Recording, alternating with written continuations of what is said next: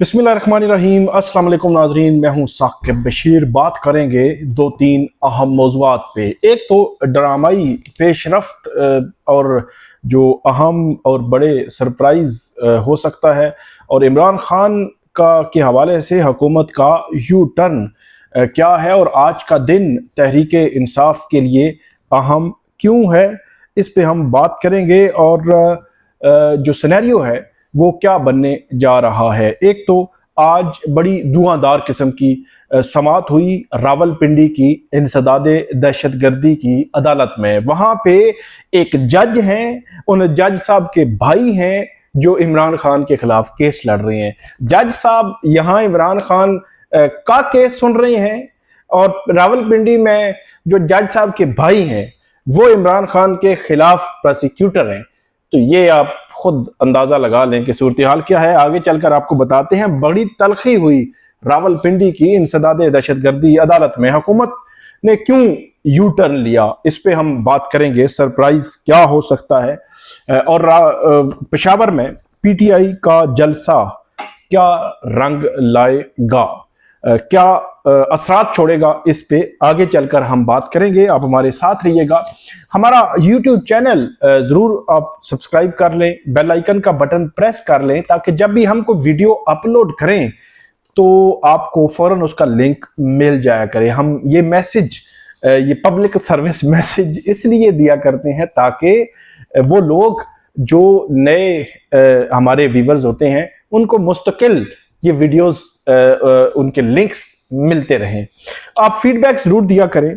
Feedback में तारीफ जरूरी नहीं है कि हर दफा आप तारीफ करें। जो फीडबैक जिसको हम समझते हैं कि फीडबैक, वो ये है कि आप कंक्रीट फीडबैक दें, उसमें बेहतरी की गुंजाइश हो। तनकीद आप कर सकते हैं, आप कुछ हमें वहाँ पे बता सकते हैं कि कौन सी चीज़ किस तरह हो सकती थी और उससे बेहतरी की गुंजाइश होती है। बहरहाल शुरू करते हैं। जो यू टर्न क्या है, इमरान खान के खिलाफ जो ट्रायल था GHQ हमला केस का, इस केस में जो ट्रायल शुरू हुआ वो जेल में ट्रायल शुरू हो गया और वो समातें भी शुरू हो गई। और ये बात है पिछले साल की, और ये समातें चलती रहीं फरवरी तक। इन समातों के दौरान होता ये था कि जो हम मुख्तलिफ औकात में मैं आप लोगों को बताता भी रहा हूँ, होता ये था कि वैसे तो ये ट्रायल था इमरान खान और पीटीआई के खिलाफ, लेकिन इमरान खान और पीटीआई इसको अपने हक में इस्तेमाल कर रही थी। अब आपका सवाल होगा कि कैसे?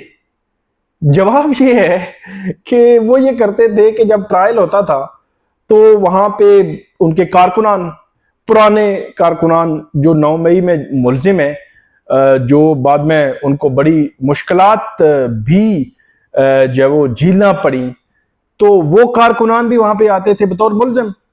जो पुरानी लीडरशिप है वो भी आती थी, लीडर वकला भी सारे 80-90 लोग बन जाते थे। तो पूरा एक मजमा बन जाया करता। तो ये 3-4 महीने ये मजमा लगता रहा वहां पे इमरान खान साहब भी आते थे, बात करते थे, लीडरशिप से मशवरे, उनके कारकुनान से हौसला बढ़ाना, और सारी बातें जो है वो हम रिपोर्ट कर चुके हैं।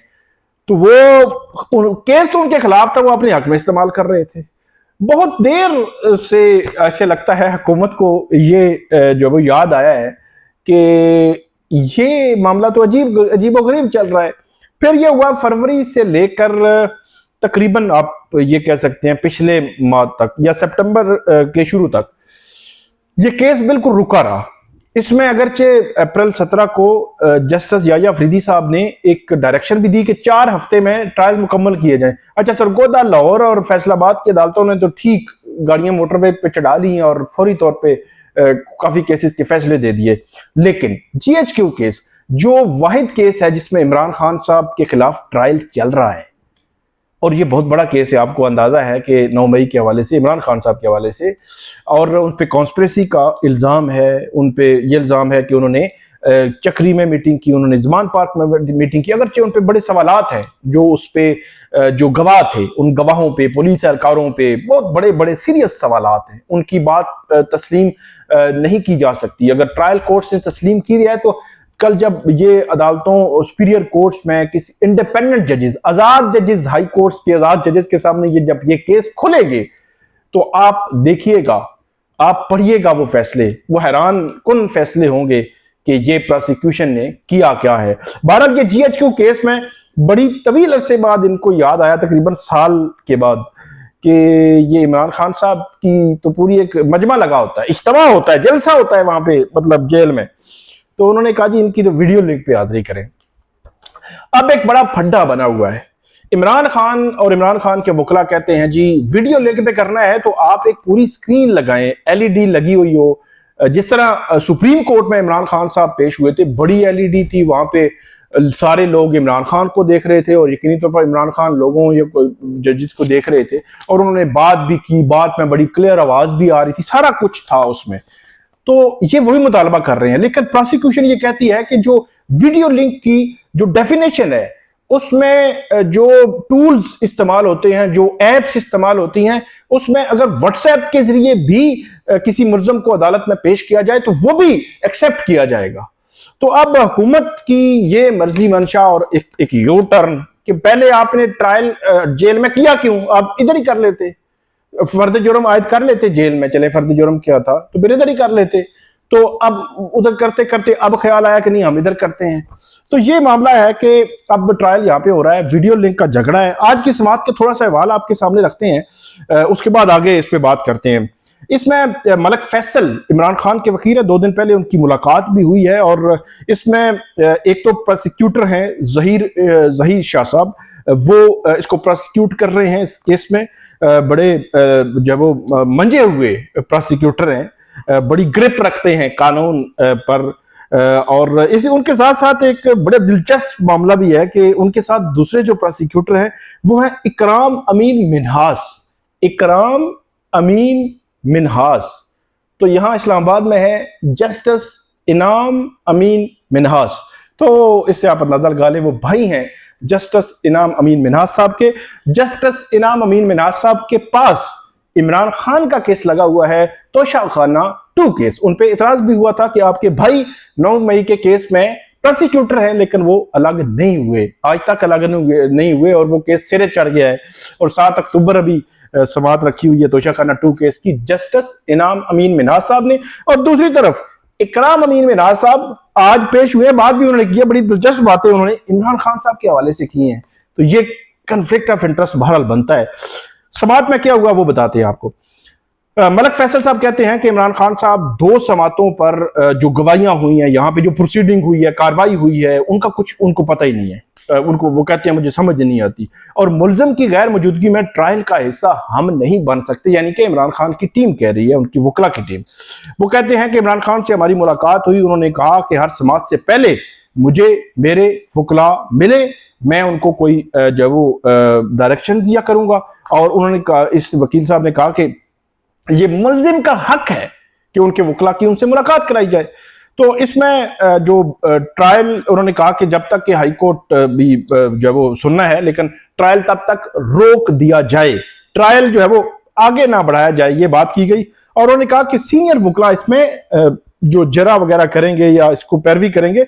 मलक वहीद अंजुम साहब पेश हुए, उन्होंने कहा कि सलमान अकरम राजा साहब ने मुझे कहा है और मैं इस केस की पैरवी करूंगा। और ये भी कहा जो प्रोसिक्यूटर हैं जहीर शाह साहब, उन्होंने कहा कि जो हम जो इनकी दरखास्त है उन दरखास्त पर आज ही दलाइल देने के लिए तैयार हैं। और उन्होंने इमरान खान साहब के हवाले से कहा कि 2023 में Lahore high court, Islamabad high court video link के जरिए इन्होंने दरखास्तें भी दी, शायद पेश भी हुए। फिर उन्होंने कहा कि 2023 में कानून शहादत में तब्दीली हुई है, और इसमें उन्होंने कहा कि ये उसको वीडियो लिंक के जरिए ड्यूरिंग ट्रायल पेश किया जा सकता है। और उन्होंने ये भी कहा कि अगर मुल्ज़िम तौहीन अदालत करे बात करते हुए, क्योंकि उनकी बात ये भी इनका था कि उनकी गुफ्तगू बंद कर दी जाती है तो उनको रोक भी सकती है अदालत, उनकी बात सुनना जरूरी नहीं है, जब वो तौहीन अदालत करना शुरू हो जाए तो मतलब म्यूट किया जा सकता है। तो इसमें उन्होंने कहा कि ATA की दफा 21 भी वीडियो लिंक के जरिए पेशी की बात करती है। और उन्होंने ये भी पेशावर हाई कोर्ट का हवाला दिया कि बाईकाट अगर करें वकला तो वो फिर उस पे दस्तबरदार हो जाएं उस केस से। और आज बड़ी तलखी हुई, गर्मा गर्मी हुई, फ्रीकैन के वकला इमरान खान और प्रोसिक्यूशन के जो प्रोसिक्यूटर्स हैं उनके जो है साथ। लेकिन यहाँ पे इकराम अमीन मिन्हाज साहब बोले, उन्होंने कहा कि केस का ट्रायल जो है वो नहीं रोका जा सकता, किसी सूरत नहीं रोका जा सकता, और मुलजम जो है वो लाहौर जो है वो इस्लामाबाद हाई कोर्ट में, सुप्रीम कोर्ट में मुख्तलिफ बयानात, अलग अलग बयानात जो है वो देता है। और इमरान खान साहब के हवाले से उन्होंने डायरेक्ट बात की। और उन्होंने गुज़श्ता रोज जो जस्टिस तारिक जहांगीरी केस का फैसला आया था उसका हवाला देकर इकराम अमीन मिन्हाज साहब ने कहा कि सिंध हाई कोर्ट ने भी कहा है कि किसी अदालत को यरगमाल नहीं बनाया जा सकता, ये उन्होंने कहा। और फिर जज साहब बोले कि पंजाब हुकूमत का नोटिफिकेशन के ट्रायल कोर्ट में होगा, यानी एटीसी कोर्ट पिंडी में होगा, जेल में नहीं होगा। जेल ट्रायल का नोटिफिकेशन जब तक मुअत्तल नहीं होता, वो जो नोटिफिकेशन नया निकला है कि कोर्ट में ही ट्रायल होगा, तब तक ट्रायल नहीं रोका जा सकता। और उसके बाद वक्फा हुआ। अब पैरवी तो वकला नहीं करे, लेकिन इसमें जो ट्विस्ट है, जो सरप्राइज वाली बात है, वो ये है कि इसमें जो गवाह हैं असमत कमाल और 3 गवाह आज रिकॉर्ड हो गए, और इसमें 44 गवाह हो चुके हैं। इसमें जो जरा होनी है, लेकिन सरप्राइज ये है कि प्रोसिक्यूशन एक बड़ी तादाद में गवाहों को गिव अप करने जा रही है। ये बताया जा रहा है कि चंद गवाहों की गवाही होगी और उसके बाद उन पे जरा, और उसके बाद ट्रायल आगे बढ़ेगा। तो सरप्राइज ये है कि GHQ हमला केस भी तेजी से प्रोसिक्यूशन आगे बढ़ाकर इसका फैसला करना जा रही है। और मैं ये देख रहा हूं पिछले तकरीबन 15 दिनों में 3-4 समातें हो चुकी हैं। हर समात पे इमरान खान के वकला शोर डालते हैं, बाइकाट करते हैं, रौला शोला डालते हैं। और जज साहब ने आज उनको कहा कि मैंने तो 2 फैसले भी दिए आपकी दरखास्तों पर, हैरान है कि आपने पढ़े ही नहीं है। तो अब इस केस को भी तेजी से अपने मंतकी अंजाम तक पहुंचाने की कोशिश हो रही है। और ऐसे लगता है जैसे आपको सीक्वेंस ऑफ इवेंट्स बताए थे, 190 मिलियन पाउंड केस 16 अक्टूबर को लगाया गया है, तो उससे पहले तोशाखाना 2 केस का फैसला आ जाएगा। अब तोशाखाना 2 केस का फैसला जब आएगा तो वो चैलेंज होगा, फिर लगेगा। अब देखें 190 मिलियन पाउंड केस लगा था, 17 जनवरी को सजा हुई थी और अभी तक मैच्योर नहीं हो सका, अभी तक मैच्योर नहीं, मतलब 16 अक्टूबर तक मैच्योर नहीं है वो केस, कोई आर्गुमेंट्स नहीं हुए, तो नोटिस सिर्फ हुए उसमें सजा मुअत्तली में। तो इसका मतलब ये हुआ कि तकरीबन 8 माह लग गए, 9 माह लग गए उस केस की मैच्योर होने में। तो तोशाखाना 2 केस भी तो 2-4 माह लग ही जाएंगे। तो 2-4 माह में फिर GHQ का फैसला आ सकता है मुमकिन तौर पर। तो ये सूरत हाल है इस वक्त। और दूसरा जो PTI के हवाले से है कि आज का दिन बड़ा अहम है। पेशावर जलसा है, पेशावर PTI का हब है, पेशावर में PTI की हुकूमत है, पेशावर में PTI को कोई रोकने वाला नहीं है। पुलिस उनकी अपनी है, इंतजामिया उनकी अपनी है, जलसा वहां पे आसानी से वो कर सकते हैं, कोई FIR उन पे नहीं होगी, कोई इजाजतनामे में कोई मुश्किल नहीं है। जिस तरह इस्लामाबाद और पंजाब में होता है, सारा कुछ है, वहां बहुत बड़ा मजमा भी हो जाएगा। अब देखना यह है, जो ट्विस्ट आ सकता है मुमकिन तौर पर, देखना यह है कि PTI की जानिब से आज के जलसे में मुस्तकबिल के लिए लाहे अमल क्या होगा। बड़ी तादाद में लोग तो डेफिनेटली वो जमा कर लेंगे, कोई इसमें 2 राय नहीं है। लाहे अमल क्या होगा, मरबूत लाहे अमल क्या होगा, और जो सवाल आप लोग हमें जब मिलते हैं, पूछते हैं एज ए कोर्ट रिपोर्टर कि इमरान खान साहब कब रिहा होंगे, तो PTI के पास नंबर 1, 2, 3 क्या ऑप्शंस हैं। क्या अदालतों से इमरान खान साहब को वो रिहा करा पाएंगे? मेरे से अगर कोई पूछे तो जल्दी जल्दी वो रिहा नहीं करा पाएंगे। सीक्वेंस मैंने आपको बता दिए केसेस के। वो क्या हुकूमत पर एहतजाज के जरिए प्रेशर डालकर रिहा करा पाएंगे? तो ये देखना है कि आज के जलसे में वो क्या ऐलान करते हैं और क्या कितना वो मजबूत होगा, कितना मजबूत होगा, और क्या PTI एक नई एहतजाजी तहरीक, एक अपोजिशन इत्तेहाद, कोई नई चीज जो है वो पेश कर सकती है कि जिससे उनकी जो लीडरशिप जेलों में है वो बाहर आ सके। ये हम इंतजार करते हैं आज के जलसे में, इसका आउटकम उस पर भी बात करेंगे। आप हमें फीडबैक दीजिएगा। अल्लाह हाफिज।